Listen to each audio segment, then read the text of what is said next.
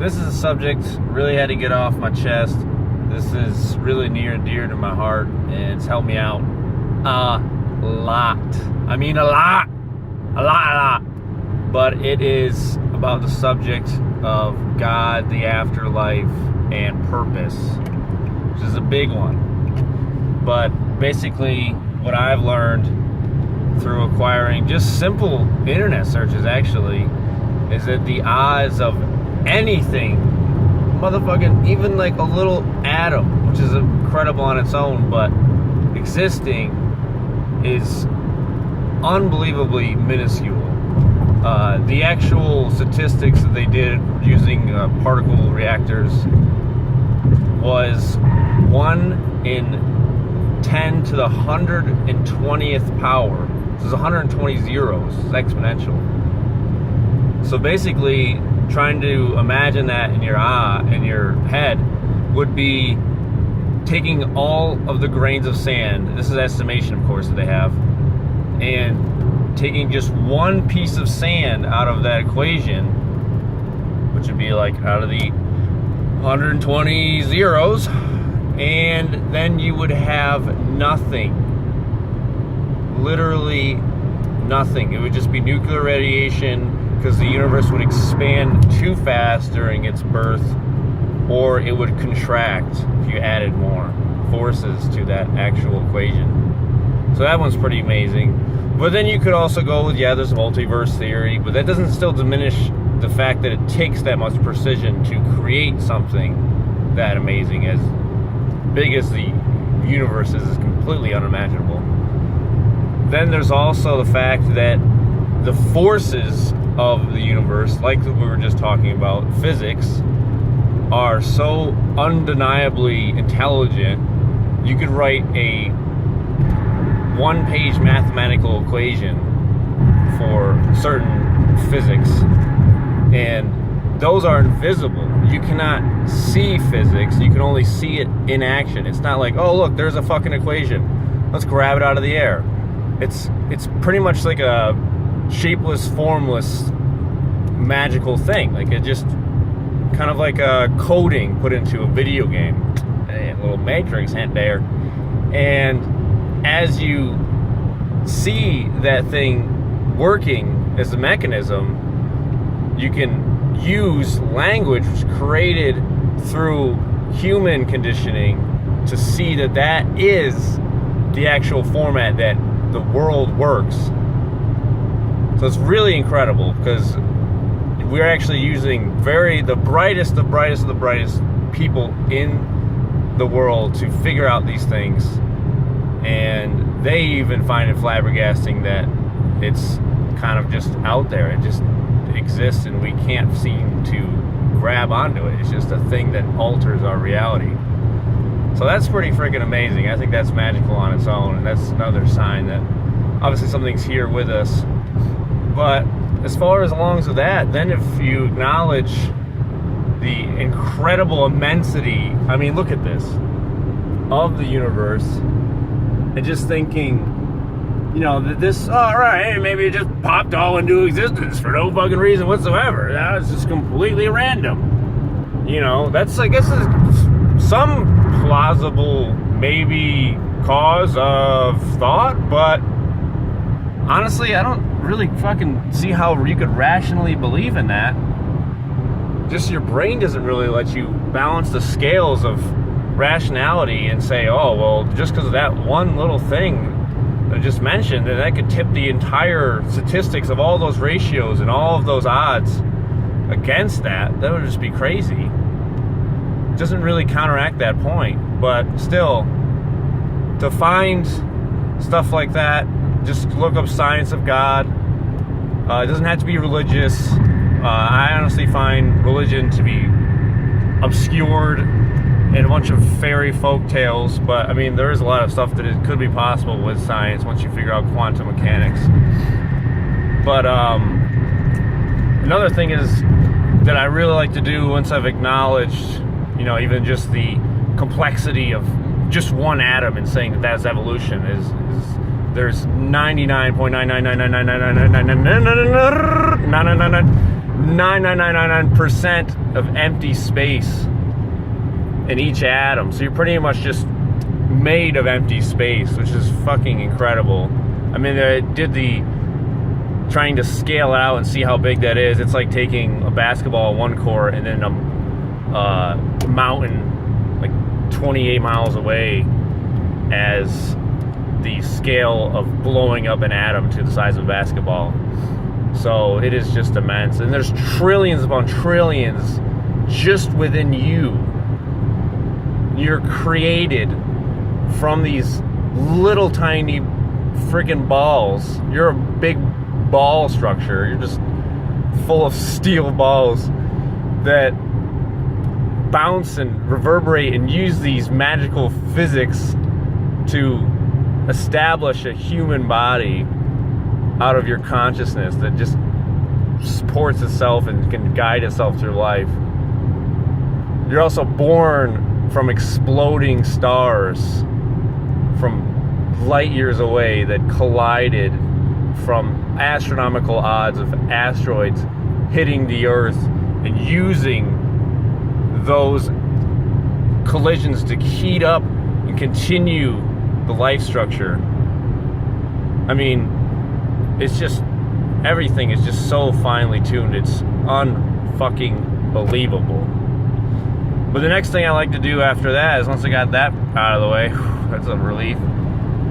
It's like, oh, well, what now? Like, do this deity very, very, very, very, very, very, very, very, very likely exists. Maybe not completely out of reach of saying maybe not, but there's unfucking fathomable odds that your brain can't even fathom thinking that it doesn't exist, is saying, well, now that's out of the way, then what does that mean? What does that provide?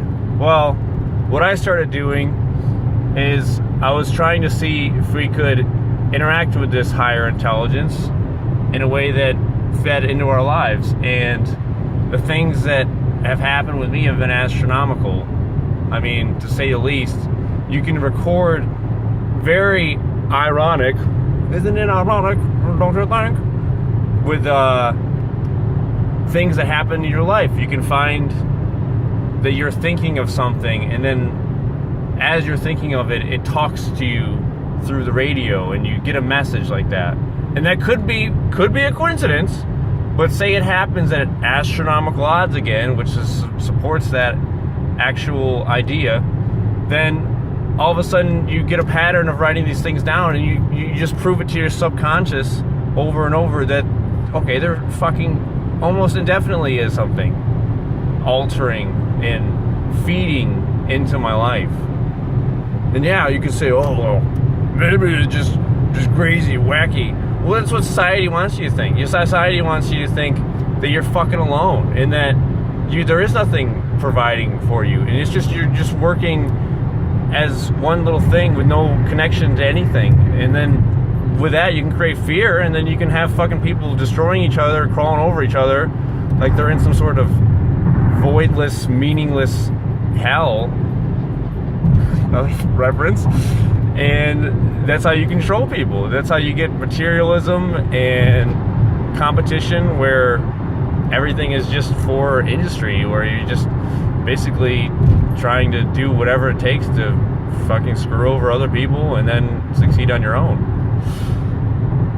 And then I also like to study the afterlife, because another big impacting thing is, other than feeling like you have no hope, which is fucking dark, is feeling like every passing moment is kind of like a curse. Because if it doesn't work out exactly the way you imagine in your fucking head, and that is part of life, is, that part of the unpredictability of not maybe completely believing or understanding or being able to control everything, because there is some randomness in the universe, is that you're afraid to die, because you don't know what the fuck's gonna happen then. You don't know what's gonna happen the next moment. You could be in a fucking hospital. You could be like sitting there like crunched up, like, oh shit, I really should have fucked that motherfucker,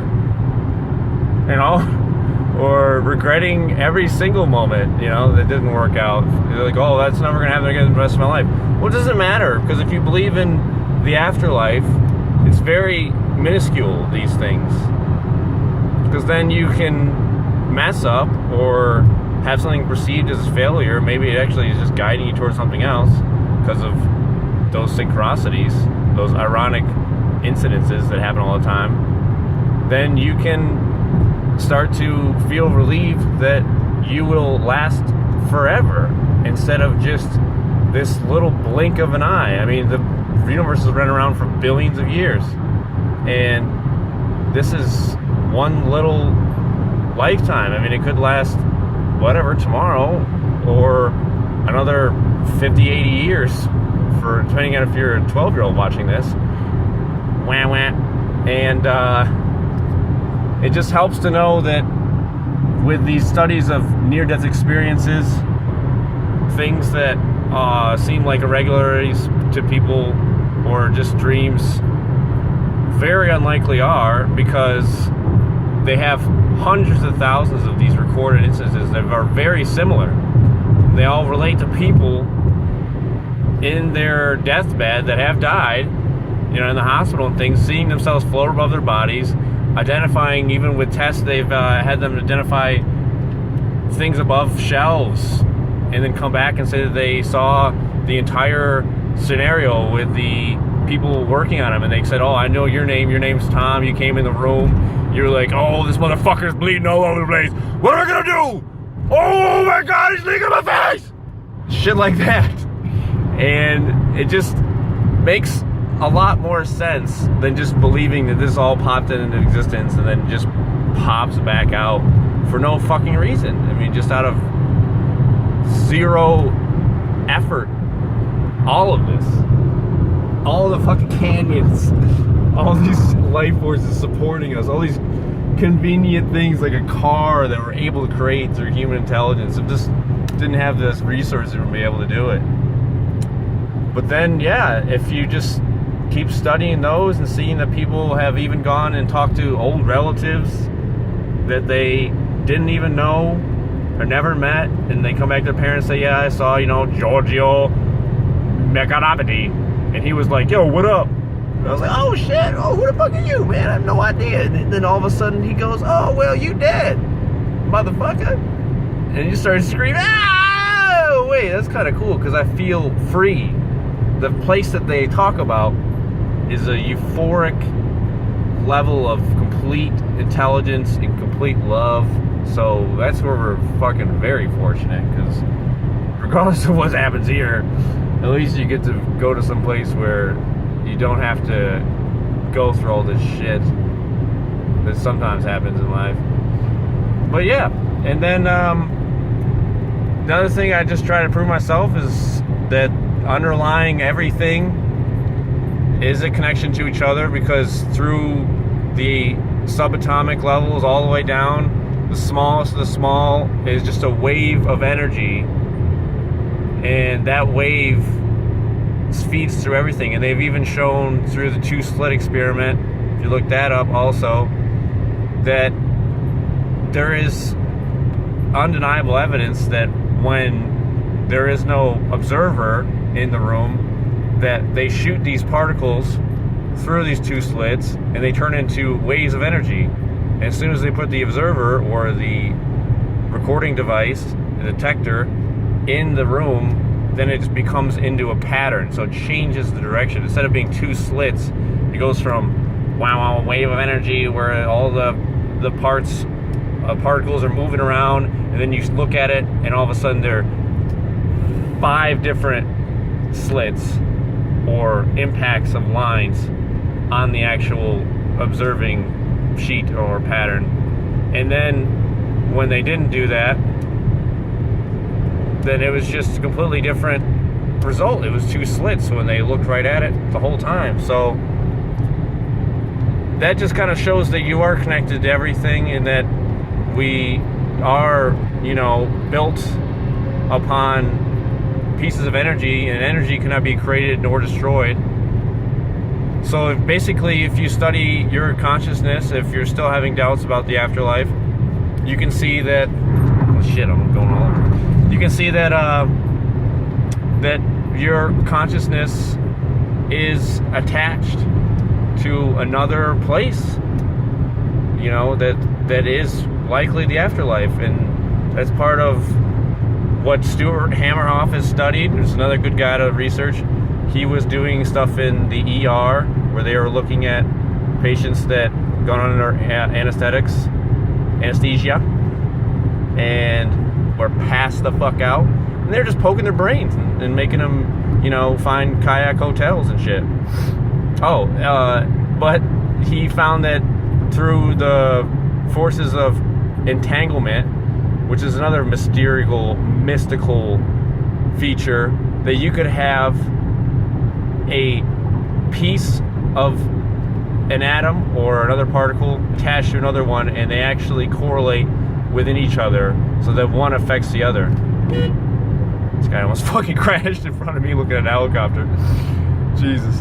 And that really just kind of states that, yeah, from the beginning of the universe, you know, if Big Bang theory is true, then wherever these particles had spawned from, you know, whoever had created the first living, or the first particles that created all life, then we could be attached to that too. We could also have our consciousness tied in like a radio wave through entanglement to wherever the source was of our being. And that's why I think people that take DMT or die so that they travel through a fast-moving tunnel into like another dimension. So that's very important to understand, that there is scientific facts and basis behind all of these claims, and it's not just throwing it out there. I mean, there's tons of studies on people's effects on DMT as well, like where they just went in having no expectation and no actual knowledge of what actually happens